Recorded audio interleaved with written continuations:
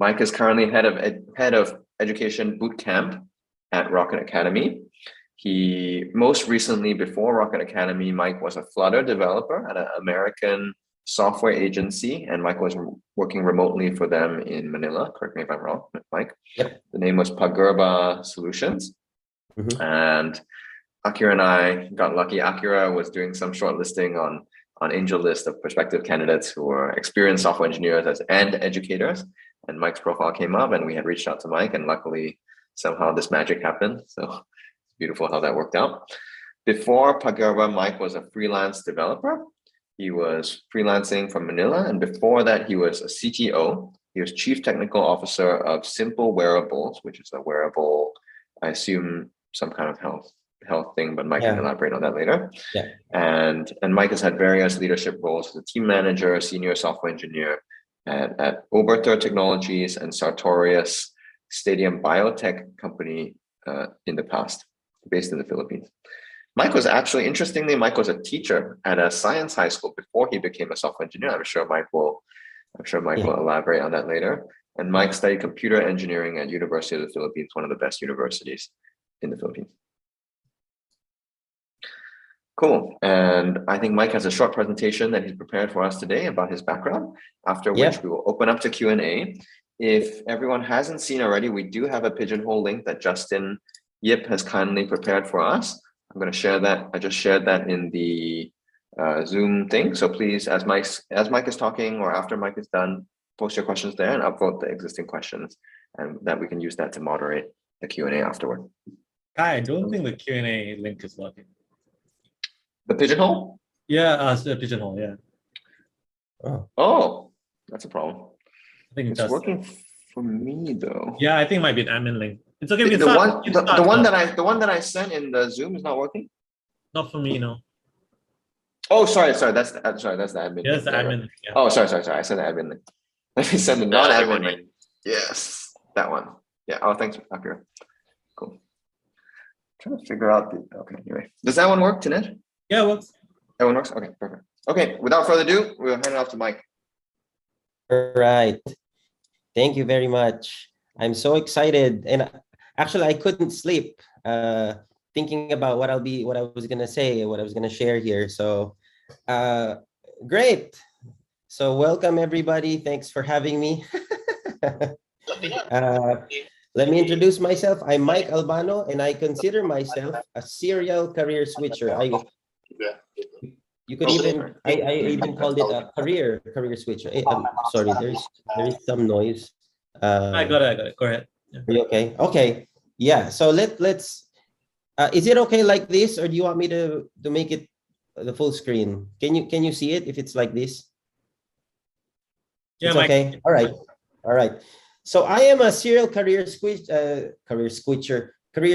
I'm 40 years old, married with 4 kids. We're a homeschooling family. Down there, you see my family. So that's me, a 12-year-old, an 8-year-old, a 5-year-old, a 2-year-old, and my beautiful wife. So yeah, we've been homeschooling ever since. I am also a firmware developer and a mobile app developer. Here you see one of our projects in a. We presented it in the mall. We were in the mall and we had a booth and everything. I'll talk about that a little bit later. I'm also an educator, a life coach, and I'm an involved parenting advocate and trainer, and also a stage dad. So from what you see, these are so many weird things all mushed together. I've always had a dilemma because I was passionate about technology and people. And as I talk about all those years that I've been living, you'll see this, that I've been switching between tech and people and tech and people ever since.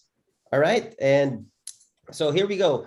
I'll be talking about actually one line, my schooling and then my first jobs. Actually, Kai gave a really good, he read my LinkedIn, he read it backwards. I'm going to go do it from the start to the end, to the present. And I'll tell you the things that happened that's not on LinkedIn. All right. The real things that happened. So I'll go through my first jobs, corporate ramp, everything else. So I graduated computer engineering. So computer engineering is different from computer science in that we're working with hardware. Actually, I worked first in a local hardware startup making giant scoreboards like this, the kind that goes into the arenas with huge digits. Sometimes these digits are 12, 14 inches long, high. And we reverse engineered a branded power supply to copy and make our own. Are there any photographers in the room? Yeah, I know Fung is. Yeah, so what makes this thing unique is that if you know this power supply, it'll let you use a giant studio flash, the big flashes. You can take this box up into the mountains, you plug the studio flash in, and then it'll just work. When I was working here, what? You have extras lying at home you can send me? Oh no. I worked here in 2004. Oh my gosh. It was that long ago. And so we built this, and this was actually in my first job. This is where I got electrocuted with 400 volts through my fingers, just touching the thing. So as you can see, computer engineering is very different from power electronics. It's also very different from being a software engineer.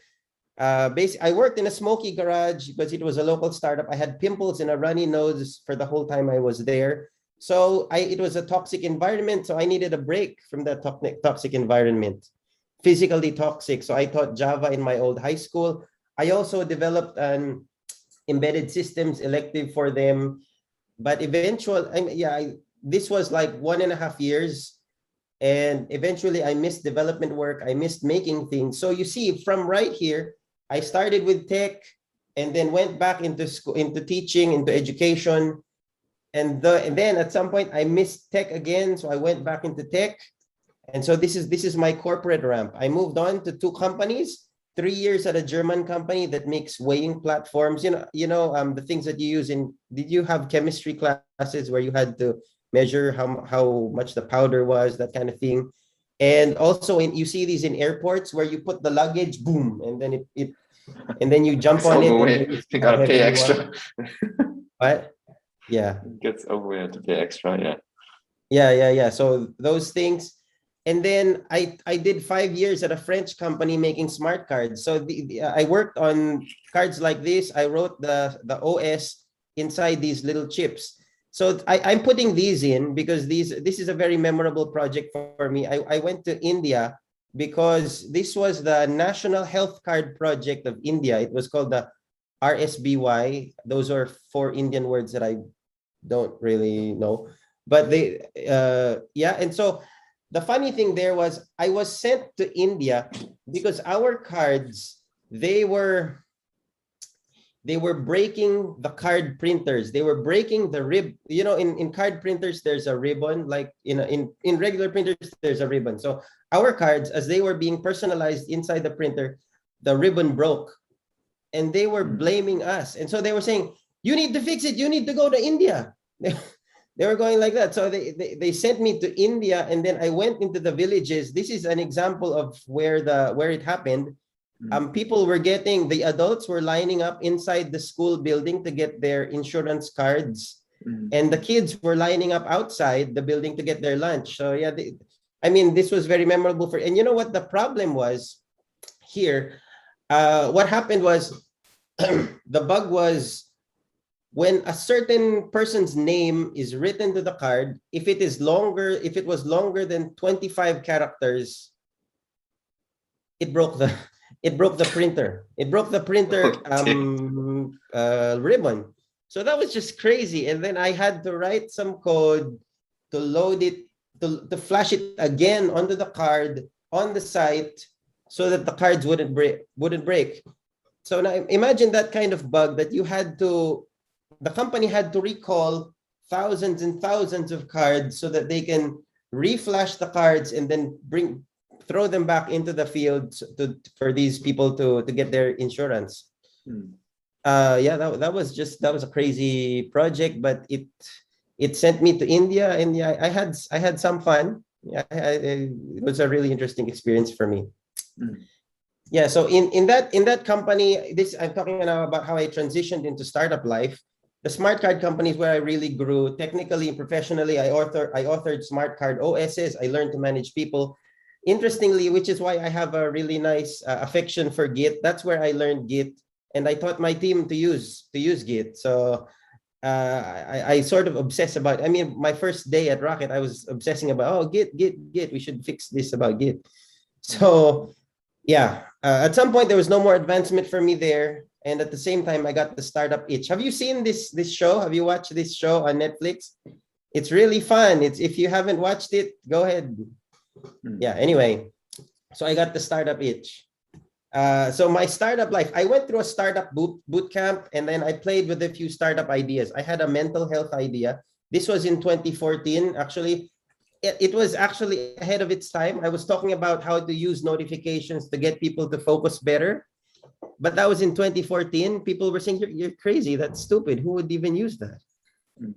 So my idea was shut down. And so instead I went with another friend of mine who we did IoT bootcamp. So this is me in 2015 teaching people to make my coffee machine. You see my coffee machine? So there it is. Here's my smart coffee machine, which is connected to the plug, which is controlled by a relay, which is connected to this little board that's connected to Wi-Fi. And then what I would do is I would get on my phone, tap on a button, and then the button would connect to the API, which would connect to the Wi-Fi, and then turn my coffee maker on, and then I'd have coffee in 4 minutes. Of course, what I had to do here was at night, I had to preload the coffee grounds and the water so that I had to do it so that in bed I could just wake up and tap. Okay, send me my coffee. Yeah, so this happened, but yeah, it was difficult. Then I had to move to the startup that would last 4 years. Simple wearables. Sorry, I'm typing things out so that I don't forget, so that I remember. It was a company I co-founded with a friend of mine. He was CEO, I was CTO. It was long and stressful.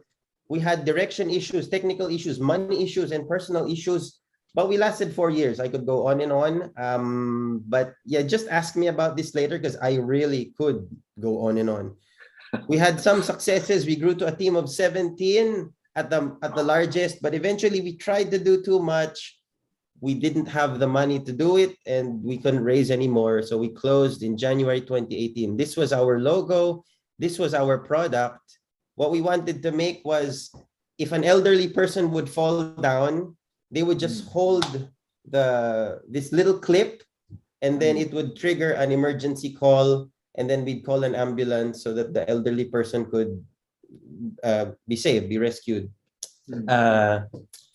Yeah, there were some problems here because imagine there's a phone call here, a cell phone here, and then there's also a touch capacitive sensor. So imagine when the cell phone is ringing, there would be a lot of noise on the capacitive sensor, so it would trigger many, many times. So that was a technical issue that nobody foresaw.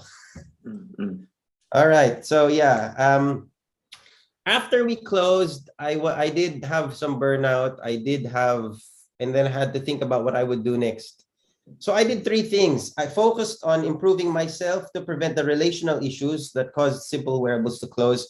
We had, being a young company with young people, it's difficult to deliver bad news. It's hard to, when you know somebody's going to get angry, you don't. So I got into emotional intelligence. I'm a certified Genos emotional intelligence practitioner, and now I'm also an international coaching professional. So that's for me, because my thinking is, so if I join another startup, we won't have these problems. That's how I was thinking there. And of course, I took on any freelance work I could find: WordPress, Shopify, Heroku. Suddenly, I'm a web developer. Imagine from from firmware to going really deep dive and deep into the low level code, and then suddenly I'm a web developer doing all this high level stuff. I mean, I believe this is what Kai is always talking to us about when we differentiate being a software engineer versus a web developer. Because when you're an engineer, you just think in a certain way, and you can just jump into problems, and you can accomplish things. because you think you just have to pull up the documentation, read the code, you can understand it. So yeah, that's the main difference of being a software. You have a maturity that transcends the tools that you use, right? And that's what we want to become. Right. Next is, oh yeah, the third thing I did is I became a stage dad. In 2018, the Lion King International Tour came to Singapore. Do you remember 2018? In 2019, it came to Hong Kong, right, Fung? So Yep. yeah, so the batch of girls in Singapore, yeah, that was not my daughter. When the batch of in Singapore, when those girls grew up, they went to Korea next. Those girls grew and matured, and so they fired them. Sorry to say, they fired those girls, which is really, really sad. But they're all friends now. And then my daughter is the one of the three girls who replaced the young Nala. So my daughter played young Nala in Korea, in Taiwan, in Bangkok, and in Hong Kong in 2019. So I made that choice to use the salary of my daughter to fly my entire family into those cities so that we all stay together and we all experience the road theater life with my daughter, so that we all stay together. And so that's why I really had to do freelancing, get any work that I could online through Upwork and all these things, so that we could be together. Wow. So yeah, thrown into web development. That's me. So yeah, my daughter played young Nala. Do you know Lion King? Do you know young Nala? Okay, good. Because if you don't, how old are you? You're probably older than me. Let's not go there. Okay, so and then the pandemic hit, which was really sad because that cut my daughter's Nala time short. We were set actually to the next city that we were to go to after Hong Kong was Wuhan. And you know what came out of Wuhan? You know Wuhan? Wuhan is the city where I think where the virus came out. So we were set to go to Wuhan, and of course that was canceled. And so my daughter's young Nala ended. And so during that time, I also got COVID, and then I interviewed and I got a job being a mobile developer with Pagarba Solutions. What Kai mentioned. This was what we did. This was what I'm working with them. It's called the Brick Banker. You use the camera, you scan Lego pieces, and then the app will tell you what Lego piece it is. We were using AI models to characterize photos of what Lego piece they are. That's an interesting project because you have 10,000 different items that you need to classify, options like 10,000 Lego pieces, right? So during that time, I also made a Flutter mobile app development course. This is still online actually. You can enroll for free but of course you can also enroll in. I hope to eventually be making mobile app development material for Rocket, for everyone here. And these are also the apps that I developed on my own. I made a homeschooling math drills app. This is still on the App Store. And this is remember a few years ago, I said I had a mental health app that I wanted to make. And finally, I was able to make it. And it's right here, Resonate, Motivation, and Focus. It's not very good. I think I have less than 10 users, but it's up. And so if you have an idea right there that's always turning in your head, at least I got it out, and then now I can move on, right? Rather than just keeping it in your head and then being done with it. Yeah, these are my other projects on the Play Store, Android Play Store, and yeah. All right, so moving on. Present day, I'm now here at Rocket, and I'm very, very happy to be here. I feel it's how my dilemma is solved. Like I said, remember tech people, and here at Rocket, I'm very happy to say and hope that I can do both. And that's why I'm here. I want to help you in any way I can. If you see from all of my weird experiences, I have shifted my careers in many different directions. And so I want to help you in any way I can. I believe I've been where you are. So I just want to help. I have prepared some random advice from a career switcher. I'll just, if it's okay, I'll just read through it. What time are Oh, it's fine. Keep going. Okay. Yeah. So number one is your work is not your life. As you switch careers, be sure to care for the other aspects too, like your family, your friends, your health. They should give you stability and support during this time, because you cannot just throw everything in your work. Stress will always be there. You need to learn techniques to manage your stress and your brain, There's this thing called 4-7-8 breathing. Have you heard of this? No, 4-7-8 breathe. This is really simple. This is how you calm down.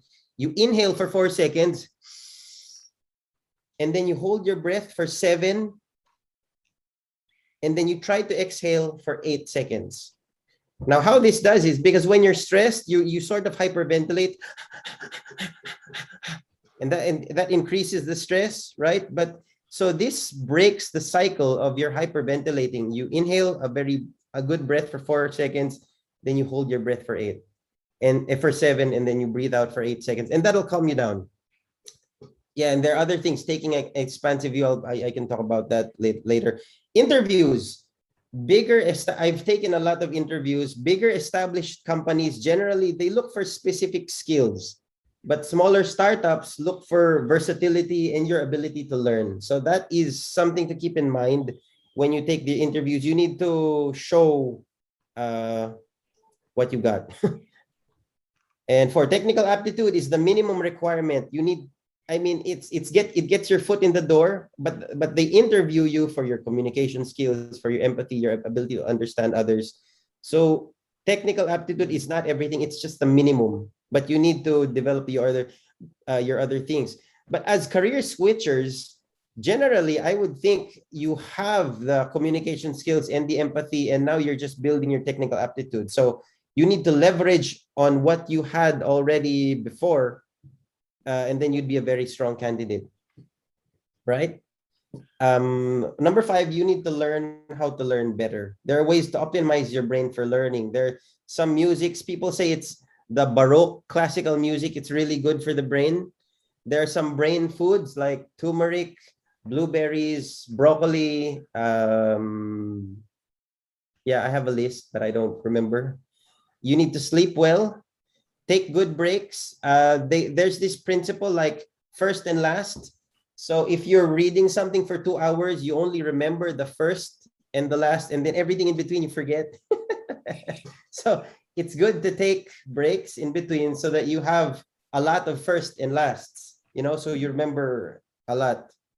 And there's this thing called the focus ritual. I can talk about that if you want. Yeah, and so that's it from me. Oh yeah, never mind. Yeah, so that's it. Yeah. Thank you very much for having me. I was so excited to hear. So can we get a round of applause? Thank you. Okay, that was awesome. I'm gonna ask you for the slides. I'm gonna ask you for the slides afterward, Mike, in case anyone wants to revisit them. But for now, I'm going to turn my attention to the Q&A, which is on my other screen, the pigeonhole that we had shared in Zoom earlier. Students have been asking questions and upvoting questions, and we will be going off of that. Okay. Top voted question from Chuan Xin. What is it about Rocket Academy's vision, mission, or any other cultural values that led you to pick it as the next phase of your journey as an educator over other universities or vocational schools? Oh yeah, thank you very much. That's an excellent question. I really love it that we are full of career switchers here, because regular college students are just thrown into college by their parents, and sometimes you're just there unwilling, But here we are career switchers. We have chosen to make a big step in the direction of our lives. And I really love that. And it's inspiring to me to help you on that journey. Nothing about the team, Mike? Nothing about the amazing team you're joining? What? Yeah, cheers, Tanesh. It's all Tanesh. Oh, I mean, yeah, that was what I was thinking before I joined Rocket. You know, it was so inspiring that they were career shift. But now that I'm with all of you, it's amazing. uh Tinesh, you are a rock star. I know, man. Nobody believes me. Johnson, Um, Johnson, to answer your question? I may have You can add follow-ups on. later, but yeah, we can stick to that first. Oh yeah, go ahead, yeah. Or No, I may have you follow? follow-ups later, but oh, a separate can question. stick to Okay, this can. first, yeah. Okay. Next question from Justin. What are some Justin Yip? What are some common traits and qualities that you see in your students who are successful in software engineering? Justin, even here? He's in here. He couldn't make it here. Some Right, school but it's stuff, uploaded, but yeah. Well, I to be perfectly honest, I've only been with Rocket for a month, so I haven't seen anybody graduate yet. But what I would say is there is a level of patience and there's also a level of impatience, you know.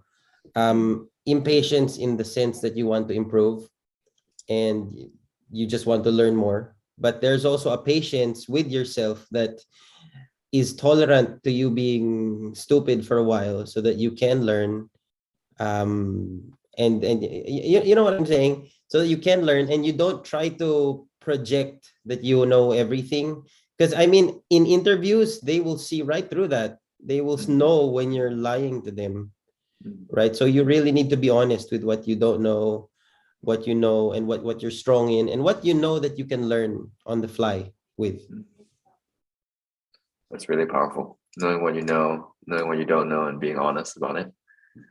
Yeah. Awesome. Justin's not here, but I think I answered the question well. Okay. Fun question from Tinesh. How was Lion King? How was that journey? I assume you mean the whole experience of traveling. Oh, it was so great. It was so great. I do not regret spending all of my daughter's salary on our flights. I mean, no, just by staying together. And you know, the Lion King, they pay for really good hotels. And so imagine 5 of us in a small hotel room, but the breakfast is really good. Oh, it was really great, and it was just right for us because we were homeschoolers ever since. So we brought our homeschooling along with us in the hotel, and yeah, it worked. It worked So for are us. you sick and tired of the Lion King songs? Have you had enough of it? So It's been 2 years, so Okay. not anymore. But yeah. How did she even get that role? They actually, the Lion King, before it came to Singapore, it started in Manila. So they held auditions here. Can I ask about the sorry, go ahead. Go ahead. No, can I ask about the homeschooling thing, just to jump off a line? Like, how did you, why homeschooling? Is that like in any way related to how you view education as a whole? How do you homeschool 5 kids or 4 kids? Well, right now it's only 2, but yeah, let me answer your first question. I was introduced to homeschooling by a mentor of mine when I was young, in maybe when I was in college. He had 5 daughters and they were all homeschooled. And I mean, I really like their dynamic as a family. And so I was thinking, yeah, maybe when I have kids, I want to do that. So it was real. I mean, the kids would just talk. I mean, generally kids don't want to talk to adults. They're like, right? But these kids, they were talking to me like I was their age. So yeah, I really liked how I was inspired by that family. So we did it too. So it was more of like a vision for your family that drove you to homeschool kids rather than a vision for their education. Yes, and also because I really value the time that I spend with my kids. So the most hours that I can spend with my kids, the better. So if I can do that through homeschooling, then great. But I mean, being perfectly honest, it's getting harder now because I am working at home and they're schooling at home. So we are thinking about it's hardest now because there are 4. Before there were just 2 or 3. Now it's hard. So we're rethinking that right now, actually. Okay, thanks. Thanks, Mike. Chansing has another upvoted question. Having been a tech lead or even as an early employee of startups, you must have had your fair share of burnout. What are your personal strategies for avoiding or recovering from burnout? Okay. Yeah, I did share some of that in the last slide, but maybe I can talk about what I call the focus ritual. So there are like 4 steps. One is you need to breathe and count down. So you do the 4-7-8 breathing. And then the second is you do a very small focus thing, like you doodle, make a small drawing, like a quick win. You know, me personally, what I do is I don't doodle. I'm not good at drawing, but I like to copy. If I read something, a passage that I like, I don't copy paste. I copy through writing it down or typing very slowly so that it goes into my head. So at least that's a quick win and it gets my brain moving, right? And then you take a short walk. Take a short walk, take a short drive. So that sort of expands your brain. Like, there's so much more in the world, right? And then after that, you sit down and then you set a small intention, put a little bit of pressure in yourself. I'm going to sit down and I'm going to do this task so that you can be productive for that one thing. That's sort of like priming your brain to get things done, rather than listening to all the Slack pings and all the other notifications, right? So that's one thing. What was the question again? How do you manage stress? What was it? How do you manage burnout? Burnout? Yeah. How do you recover from it if you are that long gone? Oh, recover. Oh my gosh. You joined the Lion King. But no, actually, even during the Lion King, I was freelancing, and there it was really stressful also with some of the clients. They would message me 11 o'clock, 12 o'clock at night. Is it done? Is it done? Oh my gosh, it came to a point when my phone would ring, even if it's something else, and I get stressed. You know, this, for something like that, you really need to be conscious of how things affect you. And you really, I mean, the one thing that always helps me is when I breathe. Because when you breathe in, it creates a level of tension, but when you exhale for a long time, it relieves the stress, because that activates a kind of the parasympathetic nervous system. Anyway, you can Google that if you want, but parasympathetic nervous system. It'll help you relax just by breathing and exhaling for a very long time. It'll help you relax just by doing that. I wouldn't give too many other suggestions, but I mean, personally, just breathing and taking things slowly, write things down, that really helps. Take it slow. Okay. Yeah. Yeah, Sounds like sounds like. Chauncey have something? No, all good. Awesome. Thanks, Mike. Next question from Akira. What is your approach to learn a new topic or skill in software engineering? Oh, thank you, Akira. That's a great question. Can I show the slide that I skipped? Oh yeah, absolutely. All right, let me show that. How do I do this? Okay, where is it? Now where's my Zoom? Okay, I will show the line that I skipped. Yeah, this is how I categorize things that we need to learn. Actually, when we learn programming, there are the coding concepts, and there's the actual language, and there's the environment in the language, like, you know, the browser, dev tools, that kind of, and then the other tools like Git, Postman, and all that. I try to categorize what exactly am I learning, and I try to see what do I already know in my own coding concepts, in my own You see what I'm, so if I want to learn something new, I try to see what do I need to learn coding concepts, or maybe I know all the coding concepts already and I just need to learn a new language. You see what I'm saying? So it's still actually what Kai said earlier. You need to know what you know and know what you don't know, so that you can be very intentional. Okay, this is what I'm adding to my learning, and not just jumping into a big blob of knowledge, right?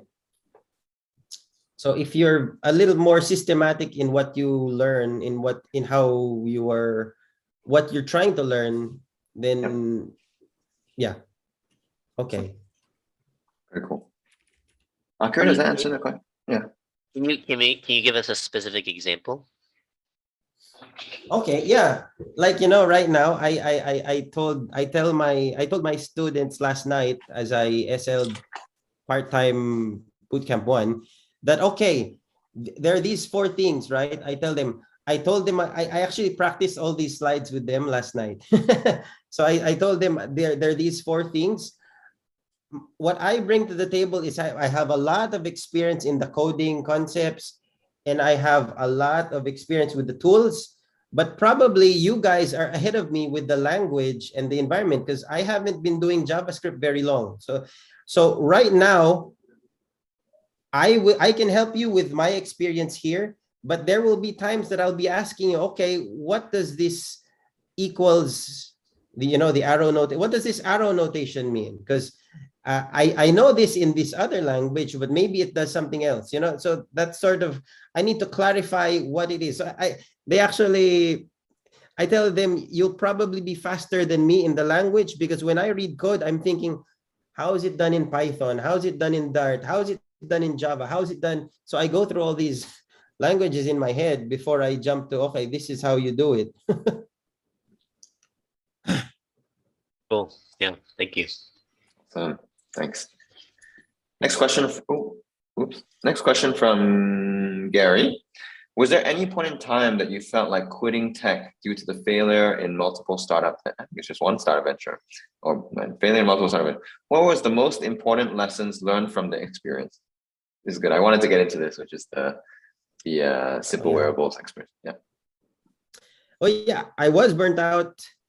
I didn't want to do anything. Thankfully, I had some savings that I could live on for a while I figured things out. I did realize that I still really do like technical things. It's coding is fun when it works, right? When it doesn't work, it's stressful, but when it works, it's fun. So I really like coding just for my own coding and not for other people's coding, if that makes sense. So I couldn't keep myself away, right? I had to learn something new. But yeah, I mean, if you're burnt out, it's fine. I quit and I took some rest. I did something else. I helped my mom with her supplements business. I set up a Shopify for her. So it was still technical, but not very programming stuff. So, but I mean, if you're a developer and you really like technical things, you still do it. And I mean, I guess the most important lesson learned is I can't stay away, and I understand myself that I am a technical person. No matter what, I have a 3D printer here. I have a little robot here for my kids to play with. I have a lot of stuff here. I bought a 3D printer over the pandemic because it was on sale. And I got into 3D printing too. Gary, does that answer your question? Yeah, thanks for sharing. I can't stay away from tech. It's awesome. Okay. Xian has a question. What is an emotional intelligence practitioner, and how does being intentional about practicing it help you? The emotional intelligence practitioner kind of means like people can hire me to help them with their emotional intelligence. But how does being intentional about practicing it helps you? It's also, there's a model about emotional intelligence. One is how you understand yourself. then it's how you understand others, then it's how you are able to manage yourself, and then there's also how you're able to manage the emotions of others, right? So if you also know what parts you're weak, are you even aware of how you're feeling? If you're aware, that's only then that you can control it. Are you aware of how you make other people feel? Like, sorry, Kai, I would say mentioning people on Slack every single moment. Yeah. Right. Yeah. No, I got Are this you feedback aware on of how Monday. you make other people feel? So there's something like that. So there's self-awareness, there's others awareness, and then there's how you manage that. So when you understand these things, you can have better relationships, I guess, right? I mean, sorry, Kai, if this is out in the open already, right? So, Yeah.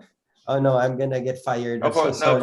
for context, Tanesh gave me really good feedback on Monday that I just like Yeah. message I like mention people like at all times of day on Slack. I'm just like always do that. And yeah, so that's what Mike's referring to. Okay. Did that answer your question? I hope. Yeah. Thanks. Yeah. So Mike's actually life coaching all of us how to be better at work. What? Sorry. Mike's life coaching all of us how to be better at work, how to be better teammates, how to be better workmates. Awesome. Next question is from Dawn. Any advice for exploring IoT technology, i.e. getting into it with Arduino, Raspberry Pi, or any other general advice? That's cool. I didn't know that. Oh, yeah. Yeah. Remember in the last session, in the last Q&A, Z said just get a job at an IoT company. But of course, if you want to just get into it right now, yes, the Arduino makes it easier for a software engineer who doesn't know anything about the lower levels to get started, because it uses a high-level language called wiring. I think it's wiring.org. If you use a high-level language that you can just use, and they assign variables for each hardware pins that you can output a 1 or a 0 or a high or a low, and you can make LEDs blink, right? So yeah, I mean, go ahead and buy an Arduino. They're not, or buy a non, what do we call it, a non-official Arduino, a pirated Arduino, so because they're a lot cheaper. They're open source anyway. Buy a small kit, and there are a lot of tutorials, and maybe we can also make an elective just for the fun of it. Yeah. But I wouldn't advise you to make a coffee maker like I did, because that involves 220 and you could burn your computer. 220 volts. It connects to the outlet. That's a future project. Yeah. Okay, thank you, Mike. It's 220 here in Manila. What is it in Singapore? Is it also 220? Is it 110? Yes. What's 220. Yeah. okay? Yeah. Awesome. Next up for the question from Justin. What have been the biggest challenges that you faced as an educator in the field of technology? And I suppose this is broader than just Rocket Academy. Yeah. Yeah. Okay. Maybe a teaching challenge was that, remember I showed you I made this short Flutter course, a short Dart and Flutter course. I positioned it for high school kids because I thought, the syntax is really easy. I can teach this to high school kids. But when I shared it on Facebook, there were adults interested, and then somebody who was like non-technical 50-plus-year-old person, almost senior citizen, joined. And then there were also a 9-year-old, a 10-year-old who joined my class. So, oh my gosh, it was like, imagine the ages of my group: 9, 10, teenagers, and then 50-plus. So that was really hard because the levels were so different, and then the teens were not able to download and unzip a file. So, oh no, how just double click. What does double click mean? and then the 50-year-old, she joined, she always attended late, and then she always asks question, what is Google? Oh no, Oh, oh no. no, oh no. So yeah, that was really hard, and it resolved because she just chose to drop out, actually.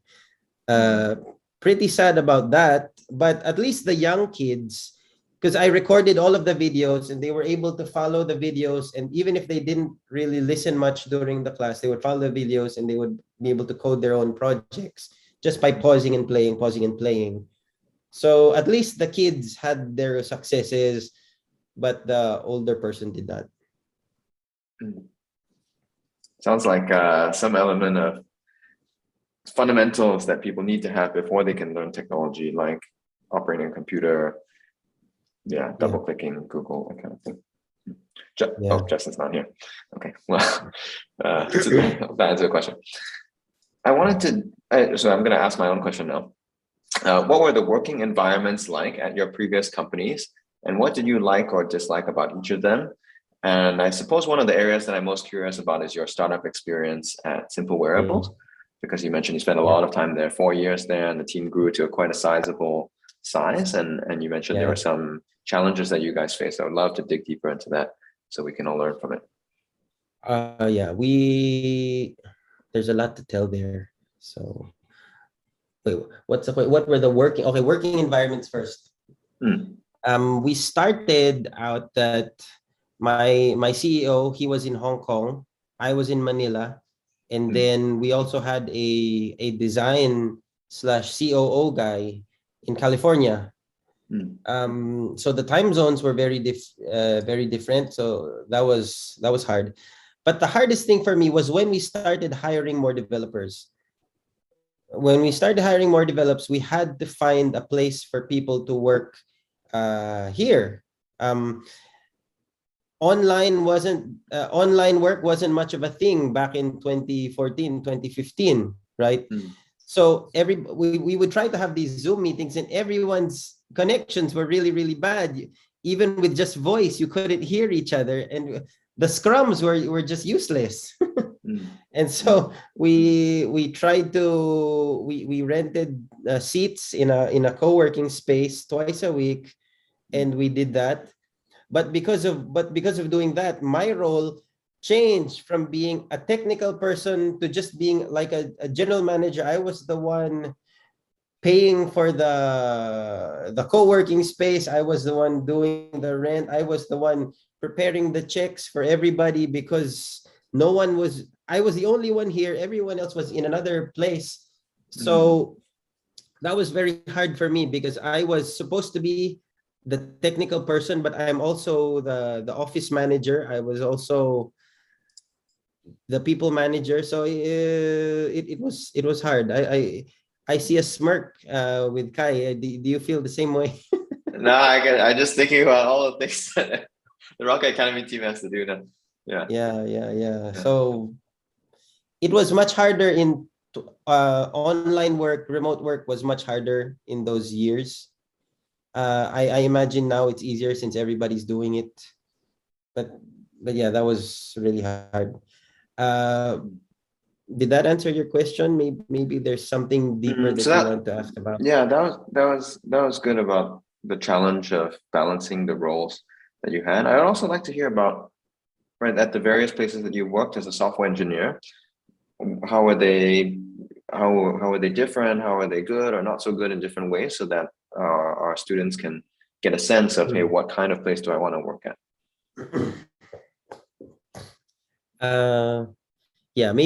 I'll talk first about the weighing platform one.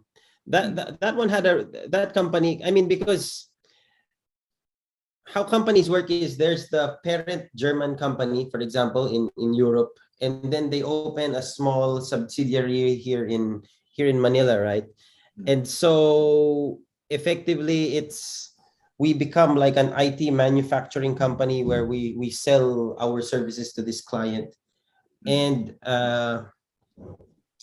it really depends on how the boss is managing it, because in the German company, it's like we were we didn't get much work. It was like he was sort of, no, I don't wanna, yeah, I don't wanna talk about my boss in that way. But there was time I had to ask him for work. I'm so bored. I'm not doing anything here. Get more work for me. Otherwise, we'll just play Counter-Strike and StarCraft here in the office. And he was actually fine with that because he knew that people didn't have that much work to do, and the German company was still paying a salary. So that was fun, but I didn't learn much, and so that was also why I moved to another company. The other company, the French smart card company, that one had a real much better system because things had to be really, really, really secure because we were writing code on cards. We were writing code on cards, and so this we did not have internet. We were not allowed to have internet. Our Git servers were hosted on site, and people were not allowed to download anything. We had to SSH into another server computer just to be able to access Google, and that's how further along when ISO standards changed, we had to create a man trap to get into our office. You know what a man trap is? It's like one door and then a space and then another door. And then you go into this door, you put in your fingerprint, it opens, you go in, it closes, and then you put in your fingerprint and your ID, and then this door opens again to get in. So that you cannot bring another person inside with you. The small hole will only fit one person. So there's that level of security to protect the code and what's happening inside a smart card. Let's see what else. So, but that was fun. A fun fact here, because the head of security of the entire company internationally, he was a really, really, really fat guy, and so he did not fit in the man trap. So in the other offices, there was a separate man trap just for him. So and only his ID worked in that man trap, and that was required to have the ISO certification. Because of the, I mean, you can't just say go on a diet. No, let's make a man trap for the head of security. Wow. So that's fun. And freelancing, how would you recommend, or what are the pros and cons of freelancing? Because I know that some of our students in the past have considered freelancing as a way to have more mobility, freedom to travel. What would you recommend about that? I mean, you can try. I mean, I got a bunch of projects on Upwork. Have you heard of Upwork? Yeah, I did. Yeah, I got some projects. It's fun to try out. It's even more fun if they're the ones who invite you to bid on the projects. So there's no hurt in, I mean, even if you're just looking for inspiration on what project to try. I know for the full-time batch 5, you're doing project ideation. So if you don't know what project to do, go on Upwork and look at the projects that they're trying to pay for, and you can build it and then suddenly sell it and make some money, Yeah. So I would say you can just try. Don't make it your full time just yet, but it's nice to try and have a portfolio. So see all of those apps that I built. I had links to all of those in my Upwork portfolio so that people, okay, he's serious. He has a bunch of apps on the App Store, so he could probably do what we need.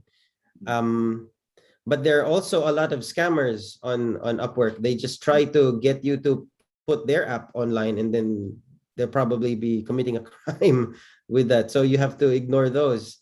Yeah, but it's fun and it's an interesting journey. So just try. Great advice. Hertanto has a question. What are the challenges and advantages for older people navigating the tech industry?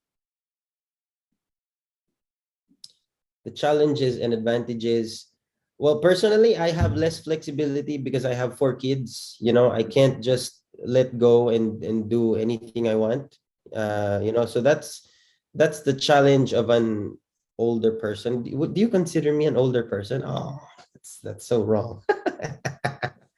um, uh, Advantage is, we do have more maturity. We have more of the soft skills and the communication skills and the people skills that are lacking in many of the, so sad to say, teenagers and 20 somethings, because we have our, I'm actually, I'm a Xennial. Do you know millennial and Gen X? I'm right there in the middle. So I'm the generation that grew up with no internet and then had internet when I was in high school. So I still played with yo-yos and tops and marbles when I was a kid.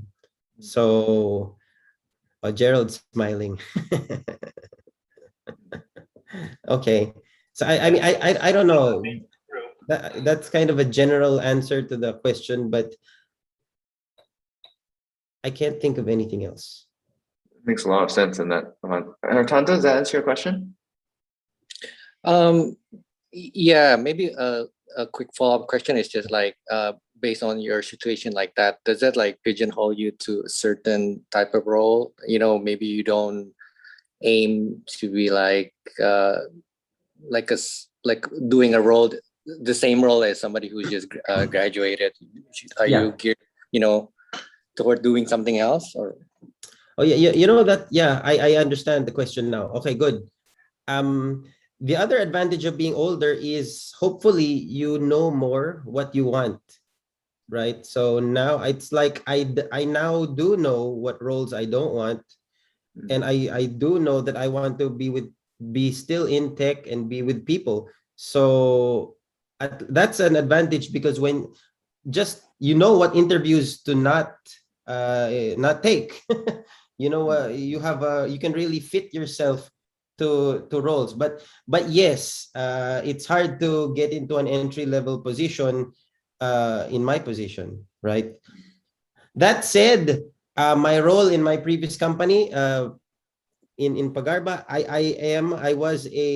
just came on as a developer, and I really enjoyed it because there was not much responsibility. You just did your code and then pushed, and then you can forget about everything. So yeah, that was fun too. But when, never, I won't talk about developments there. So yeah, okay, right. Awesome. I want to be mindful of time because we're coming up on 1 o'clock. Oh, right. Sorry. So there are still some questions in Pigeonhole, but I will follow up. We can follow up with Mike afterward on those questions. Usually I wrap up with just a concluding question, which is, would you have any general advice for our students here who are entering, most of them are entering tech for the first time, but at least switching careers and entering software engineering for the first time? Okay. I would say, make sure you're having fun, because interviewers will know if you're just looking for the money. You need to show that you enjoy programming and you enjoy building things, so that they will know that there is great potential in you, and you're not just trying to fill a hole. I don't know. Does that make sense? So yeah, it's do fun projects and put that in your portfolio. I mean, yeah, I don't think that's a problem here at Rocket. The projects are really, really good. So, but have more fun then. So thank you so much, Mike. That was amazing.